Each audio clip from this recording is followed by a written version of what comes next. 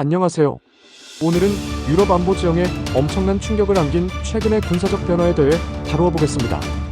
제목에서 보셨듯이 유럽에서 대인지뢰가 다시 등장하고 있습니다. 그것도 28년 만에 말이죠.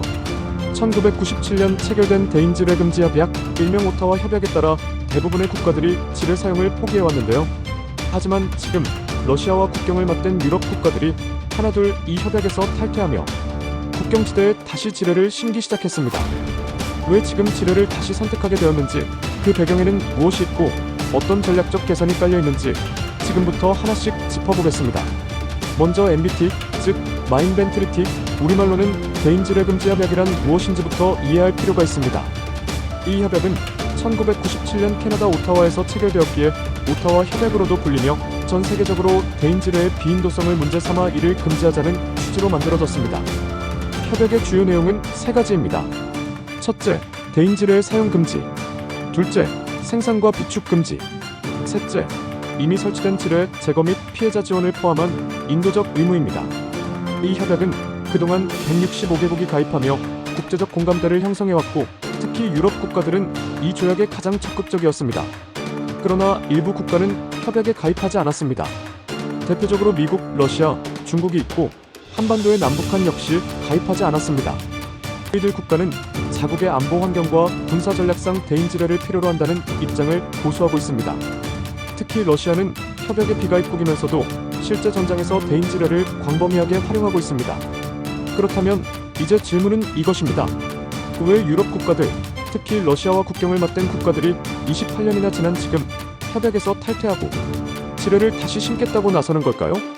가장 큰 배경은 바로 러시아의 위협입니다. 2022년 우크라이나 전쟁이 발발한 이후 러시아의 군사 전략이 점점 예측 불가능하고 공격적으로 변하고 있다는 사실은 유럽 전체의 안보 위기의식을 심어주었습니다. 특히 폴란드, 핀란드, 발트 3국, 리투아니아, 라트비아, 에스토니아처럼 러시아와 직접 국경을 접한 국가는 언제든 침공이 재현될 수 있다는 위협 속에 살고 있습니다. 그 결과 이들 국가는 기존의 방어 전략으로는 부족하다고 판단하고 최후의 수단으로 여겨졌던 지뢰까지도 다시 꺼내들게 된 것입니다.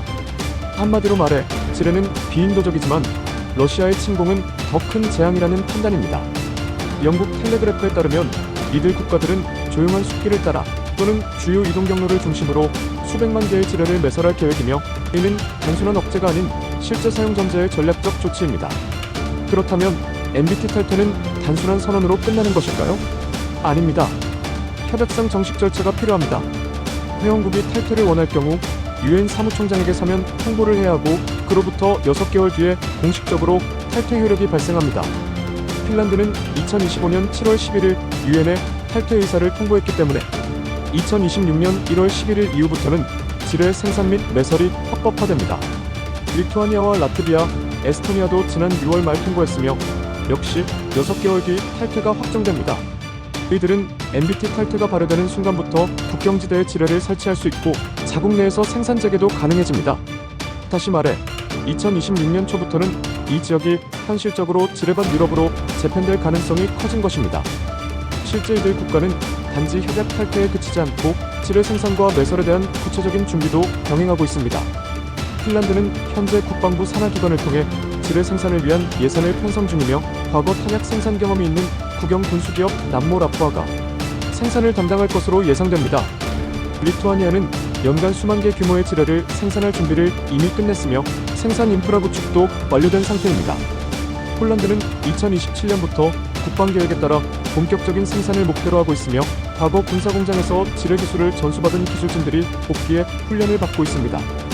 에스토니아와 라트비아는 아직 생산 계획은 없지만 필요시 빠르게 대응할 수 있도록 군 조달 체계를 정비 중입니다.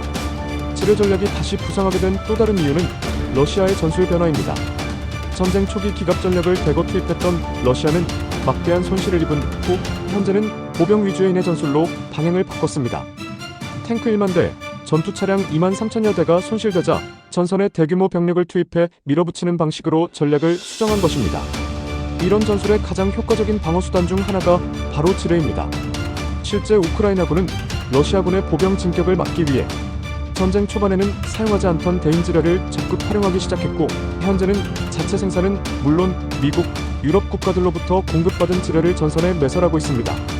이처럼 보병 중심의 전투 환경에서는 지뢰가 방어 효율성과 지속력 면에서 매우 높은 무기로 평가되고 있으며 이는 과거 냉전 시대 전략과도 유사한 점이 있습니다.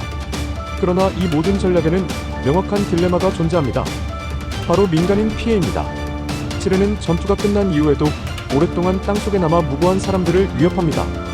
유엔 지뢰금지기구에 따르면 2023년 한 해 동안만 우크라이나에서 지뢰로 인한 민간인 사망, 부상자가 약 300명 이상 발생했습니다.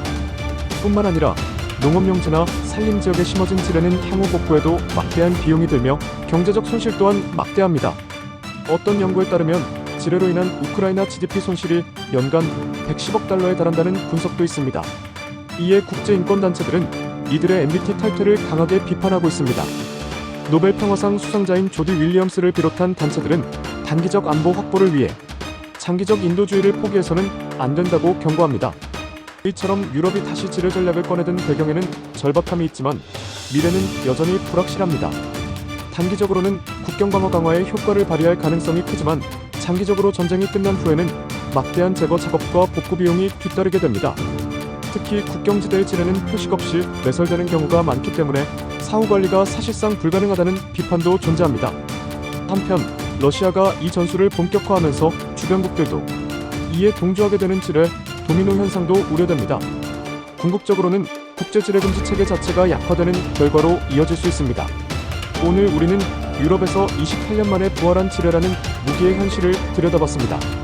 이상적인 세상에서는 지뢰는 절대 다시 사용되어서는 안 되는 무기일지도 모릅니다. 하지만 현실은 때로 이성보다는 공포에 의해 움직이죠. 시청자 여러분은 어떻게 생각하시나요? 유럽 국가들의 선택은 정당한 방어였을까요? 아니면 인도주의에 대한 후퇴였을까요? 아래 댓글로 여러분의 생각을 공유해주세요. 좋아요와 구독, 알림 설정도 부탁드리며 다음 영상에서 또 뵙겠습니다. 감사합니다.